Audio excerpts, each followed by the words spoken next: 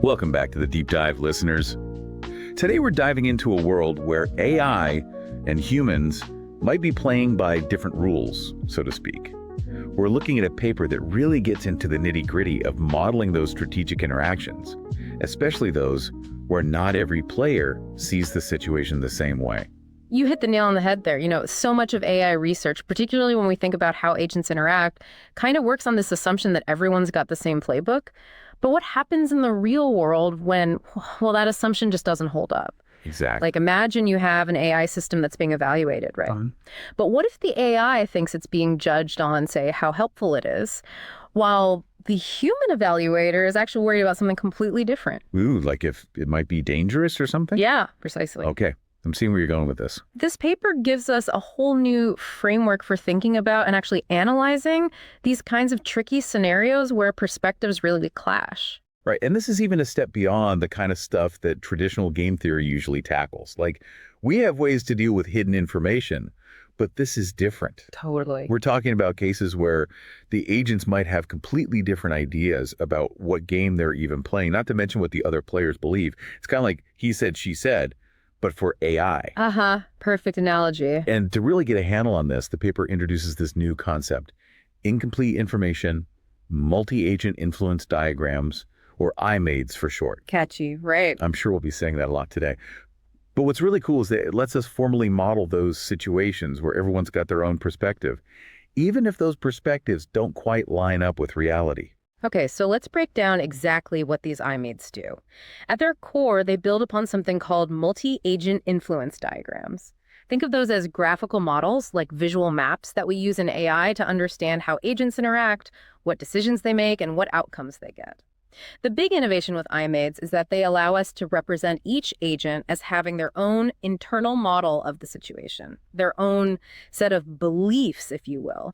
And these beliefs, they might not reflect the actual situation at all. And to make things even more complicated, they could be totally different from what other agents believe. Precisely. And the key is that we can now actually model these differing perspectives in a formal way, just like that AI safety evaluation example we were talking about. And speaking of examples, the paper itself really lays out all the pieces carefully.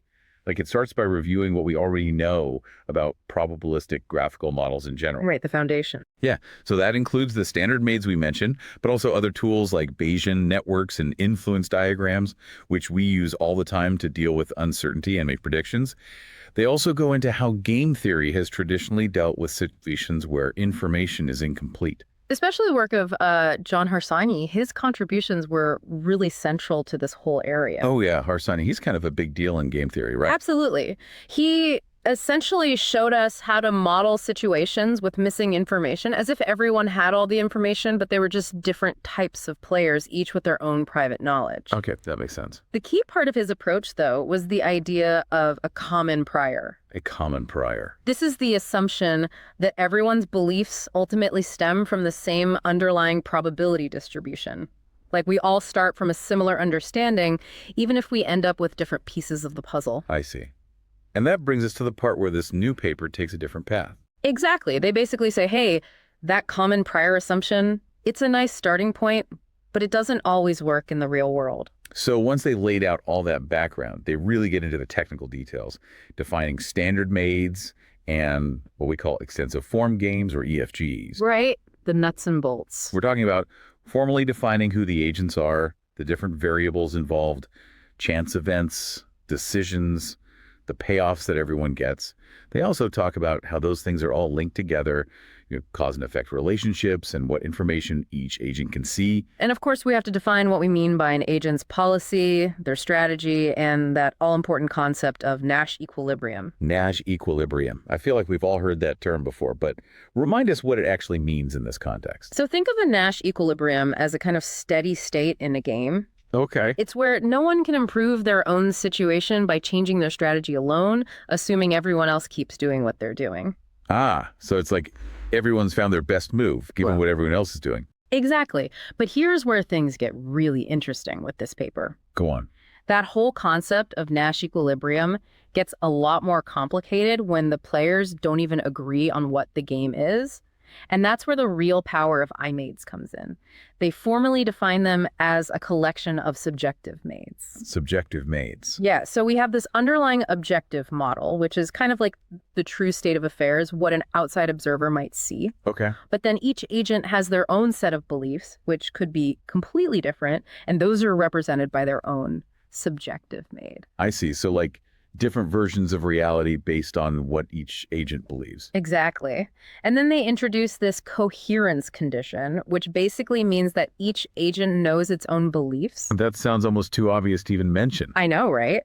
But it's important to make it explicit when you're building a formal model. And they use that AI evaluation example again to show how this all works. You have two subjective MAIDs, the human's understanding, which we're assuming is correct, and the AI's potentially flawed one. And now we come to the really crucial point, the part where they diverge from a lot of the previous work on incomplete information. They specifically say that IMAIDs don't rely on that common prior assumption we discussed earlier. Right, they're throwing that out the window. And our example with the AI evaluation shows exactly why. The AI and the human have such radically different understandings of what's being evaluated that there's no way they could have both reached those beliefs rationally if they started from the same initial understanding. Makes you realize how important those underlying assumptions are, doesn't it? Absolutely. But let's keep going. They go on to define what an information set is within an IMAID. This is basically like at any point in the game, there are a bunch of possible states that the agent can't distinguish between based on what they know. Right, like all the scenarios that are consistent with their current information. And they introduce this concept of encounterability. That's just a fancy way of saying whether a particular information set is even reachable according to what that agent believes about the game. So you could have information sets in an agent's subjective model that just wouldn't happen in the actual objective model because their beliefs are off. Fascinating. Then they extend the idea of perfect recall to IMAIDs. So basically, within their own model, each agent remembers all their past actions and what they've observed. They also define policies, which are basically the strategies agents use, the probabilities they assign to different actions at each of their information sets. Now, to really connect this to the existing game theory literature, they also define these things called incomplete information extensive form games, or TIE EFGs. But here's the key. They do it without assuming a common prior. Okay, now we're really getting into the weeds. So they're taking this existing concept of an EFG, which is basically a way to represent a sequential game with incomplete information, but they're modifying it to handle the fact that agents might have different beliefs about how the game unfolds and what information is available at each step. You got it. And to do that, they adapt existing frameworks using these things called meta-information sets. A bit complicated, but basically, it's a way to keep track of what each agent believes about the other agent's beliefs. Oh, wow. Beliefs about beliefs about beliefs. It's getting deep. But here's where it gets really clever.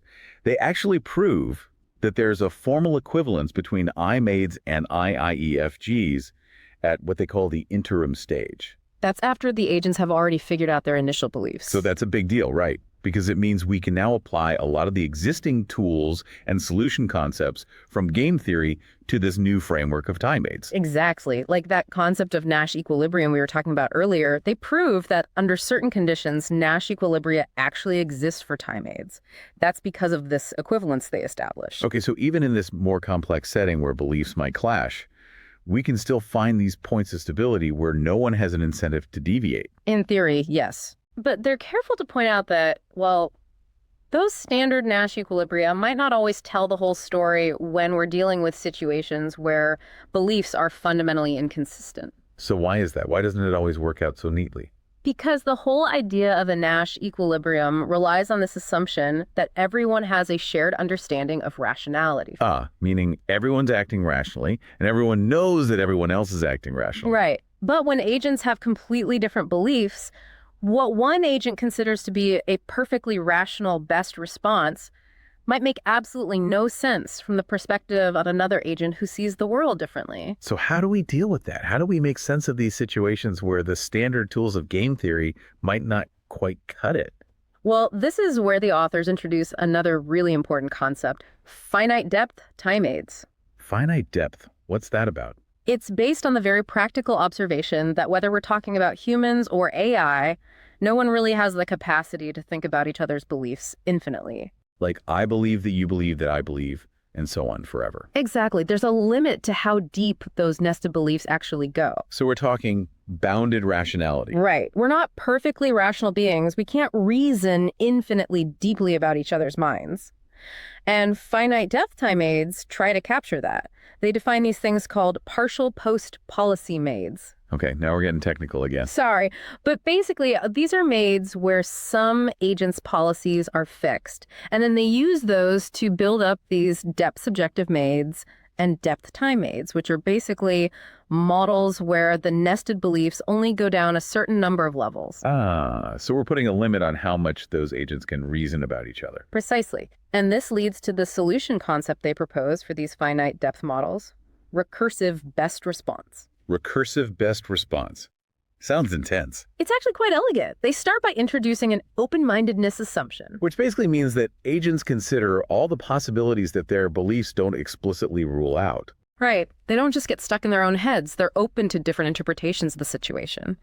And then they define final information sets, which are points in the game where an agent makes a decision without having to predict what anyone else is going to do. I see.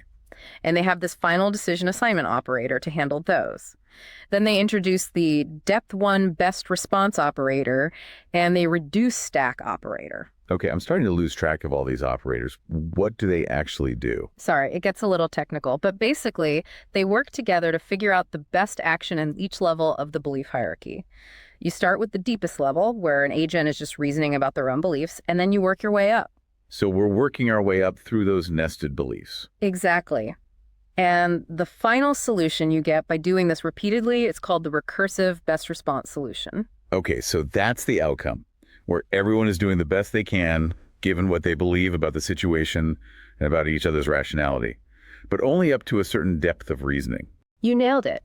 And what's really important is that this approach respects the idea of common knowledge of rationality, even when the underlying beliefs are different. Right, because everyone's still assuming that everyone else is acting rationally just based on different information. Exactly. And they go back to that AI evaluation example to show how this recursive best response solution can actually give you a more intuitive and realistic outcome in a situation where the AI and the human have different ideas about what's going on.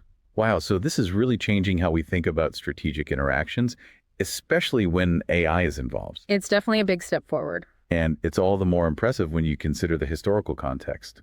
Like you mentioned Harsanyi earlier, his work with types and the common prior was really foundational for dealing with incomplete information. Absolutely. It gave us a powerful way to analyze those situations. But as this paper points out, the common prior assumption can be limiting. It doesn't always reflect the messiness of real-world interactions, especially as AI gets more sophisticated. Right, like if we have AI agents that were trained in different environments with different goals or just different ways of understanding the world, we need something more flexible. Exactly. And that's where this new work really shines.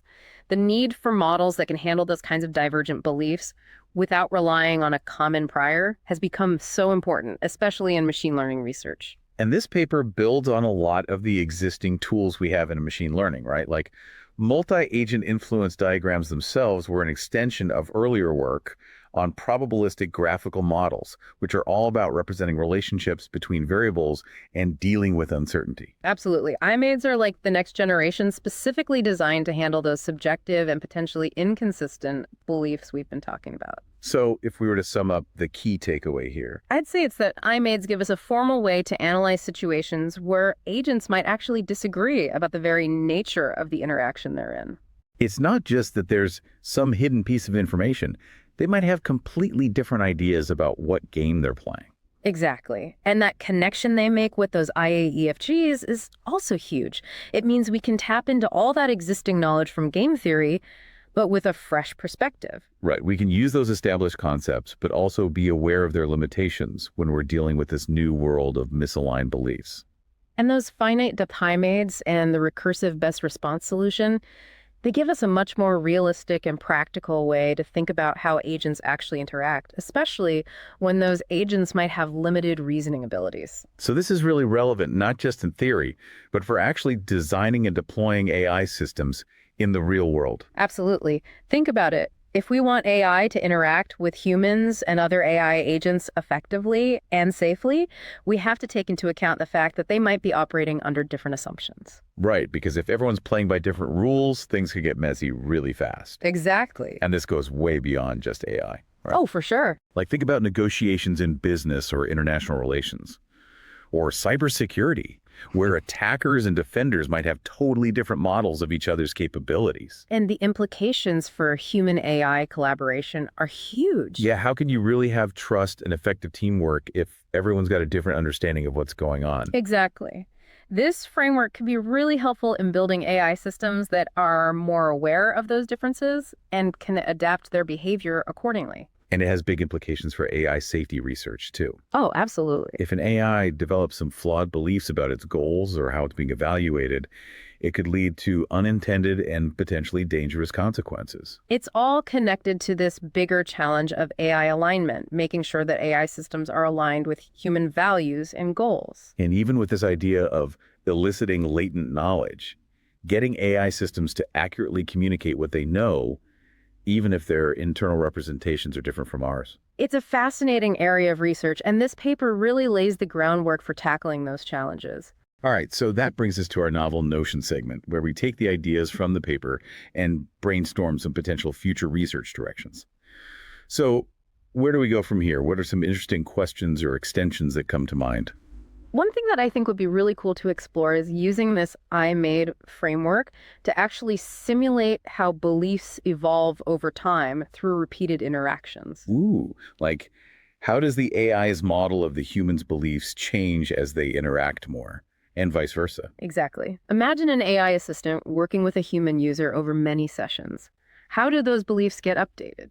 Do they converge towards a shared understanding, or do they actually diverge? That's a really fascinating question. Like on the one hand, you might think that with enough interaction, they should start to see things more similarly. Right, especially if the AI is consistently acting in a way that aligns with the human's goals. The human should start to trust the AI more, and the AI should get better at predicting the human's behavior. But then again, what if they start with very different models of the world? Or what if the interactions are really noisy or ambiguous? Then their beliefs might actually drift further apart, leading to misunderstandings and breakdowns in collaboration.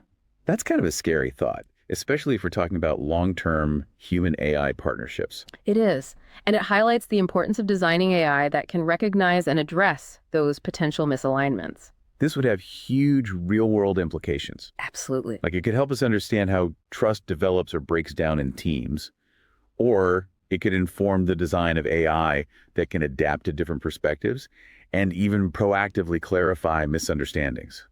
Exactly. Now, in terms of how likely it is to see results in this area, well, I'd say there's a pretty high probability that we'll see at least some level of belief updating happening. Right, like agents are going to learn from each other. That's almost inevitable. But whether those beliefs will always converge towards a shared understanding, especially in really complex or adversarial situations, well, that's much less certain. Okay, that makes sense. Now, what about other research directions? Another really interesting area would be in designing what we might call belief-aware training regimes for AI agents. Belief-aware training. So explicitly teaching AI to reason about and model the beliefs of the humans or other agents they're interacting with. Exactly. Like, what if we could create training environments and reward structures that encourage AI to think about those perspectives? So instead of just focusing on achieving a particular goal, the AI is also rewarded for accurately predicting the beliefs of the other agent. Precisely.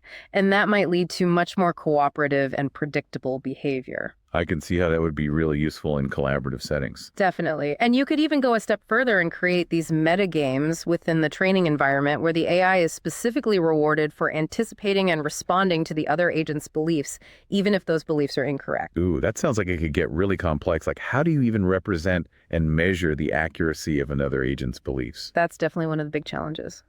But the potential benefits are huge, right? Like, we could have AI assistants that are not only competent, but also much more understanding of human limitations and misconceptions. Exactly. It could make AI feel much more intuitive and natural to interact with. Now, how likely is it that we'll see these kinds of belief-aware training regimes becoming widespread?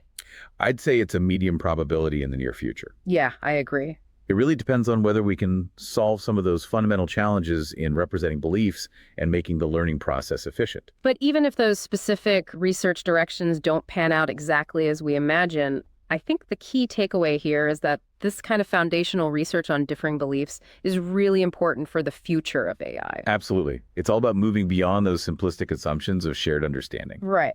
Recognizing and modeling the possibility of differing beliefs, that's a crucial step towards creating more robust and trustworthy AI systems. So for anyone who wants to dive deeper into this, we highly recommend checking out the full paper. It's really well written and opens up so many exciting avenues for future research. It really does. And it leaves us with a question that I think is worth pondering. As AI gets more sophisticated and maybe develops its own complex beliefs that we don't fully understand, how can we make sure those interactions stay beneficial? How do we ensure positive outcomes when we might be dealing with agents whose view of the world is fundamentally different from our own? That's a really profound question, and it's something that I think everyone working in AI needs to be thinking about. For sure. It's going to shape the future of this field in a big way. But for now, we'll leave you to ponder that. Thanks for joining us for another deep dive. Until next time.